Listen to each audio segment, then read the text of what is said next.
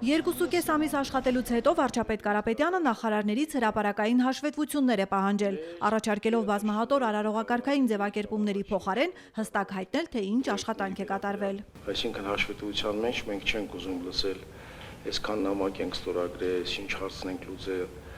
ռեալ ինչն է փոխվել։ Միևնույն դպրոցում համարյա գերդաստանով աշխատելու պրակտիկային վերջ դնելու հանձնարարականի մասին կրթության նախարարը զեկուցել է, որ տնօրենների ընտրության կարգում փոփոխությունները շուտով կառավարություն կներկայացնի, ինչպես արդյունավետ կառավարել ֆոնդերը։ Հաշվետվությունից հետո վարչապետը շարունակել է հարցերի շարքը։ Ոնց ենք անում, որ Հայաստանի Հանրապետության երեխան 3 լեզու կարողանա տիրապետել, ոնց ենք անում, որ իրան բիզնես դասընթաց ենք տալի, ոնց ենք անում, որ գյուղում երեխան կրթությունից չկտրվի։ Պատասխանները Լևոն Մկրտչյանը թերևս կտա մյուս հաշվետվության ընթացքում, իսկ Սուրեն Կարայանը հայտնել է, որ նորաստեղծ էլեկտրոնային հարթակում արդեն 6 ներդրումային նախագիծ են ստացել։ 5-ը հատնել մի քիչ հուն վիճակում է եւ մեր աշխատակիցներն արդեն աշխատում են։ Վերջը ինչ պրոդուկտ է դուս եկել, ինչ ծրագիր անում։ Խոշոր պայմանագիր է արդեն ակնկվել, որ բաների արտահանման համար։ Նախարար Կարայանն ի դեպ շարունակում է հանդիպումների շարքը ձեռներեցների ու ներդրողների հետ, բայց կոնկրետ բիզնեսին դրանից ինչ օգուտ հետաքրքրվել է վարչապետը։ Այս գործանում խոչընդոտ ա եղել, հարկայինը ճնշում էր ոչ օբյեկտիվ, գնացել են կողքը կանգնել ենք։ Ստեղ փաստաթուղթ ենք սարքել, այս ձևի է ինձ պետք։ Տնտեսության գլխավոր կառավարիչը նաև նման արդյունքներ էր բերել հաշվետվության փաթեթում։ Ալրոզայի տնօրենի հետ իմ պայմանություններից հետո մեր ադամանդագործները շատ ակտիվացել են եւ կարող են ավելի որակյալ եւ մատչելի հունգ ձեռք բերեն, շարժը արդեն կա։ Մի քանի կազմակերպություններ, որոնք կարանք հրապարակենք, մեծ օժանդակություն ենք ցույց տվել, որպես իրանք առանց խնդիր մուտք գործեն եւ Եվրասիական տնտեսական միություն։ Իսկ ավիացիայի ոլորտում չնայած ապրիլյան պատերազմի ազդեցությանը նորանշանակ ղեկավարը 2 միլիոն ուղևորահոսքի ռեկորդային ցուցանիշ է խոստացել։ Նրա հաշվետվության հիմնական արդյունքը բյուջետային թռիչքներ իրականացնող Պոբեդան է։ Տոմսերը վաճառվում են, ունենք 9.2% տրաֆիկի աճ։ Պեկին նոր նախագահը խոստացել է շատ կարճ ժամանակում հասարակությանը տեսանելի դարձնել հարկային ու մաքսային բարեփոխումները։ Ամսի 1-ից սկսած արդեն տեղերում կարող են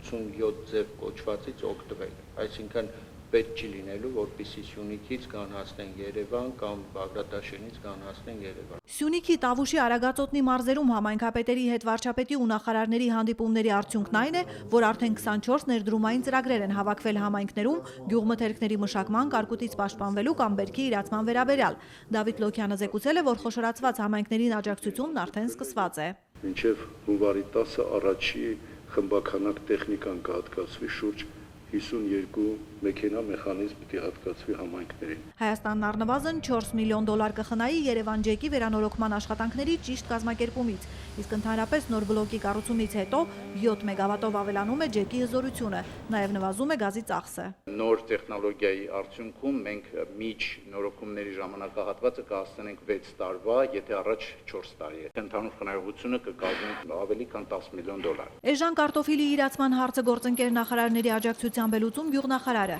Նա նաև սկսել է լուծել խաղողի մթերումների համար ժառանգած պարտքերի խնդիրը։ 820 միլիոն դրամից 211 միլիոնն է մնացել։ Չի եղել դες բան, որ կառավարությունը ստիպի կամ ասի կամ չգիտեմ խնդրի եւ այլն։ Աստղաբաշխական 1.8 միլիարդ դրամ կխնայվի առողջապահական համակարգի օպտիմալացումից։ Իջեցվել են սոցփաթեթի ծառայությունների գները, բյուջետավորման հանձնաժողովը տեմպով աշխատում է։ Արդեն վերանայել է դժվարամատչելի ծառայությունների գները դեպի իջեցում եւ այդ առաջարկված գների հետ համաձայնվել են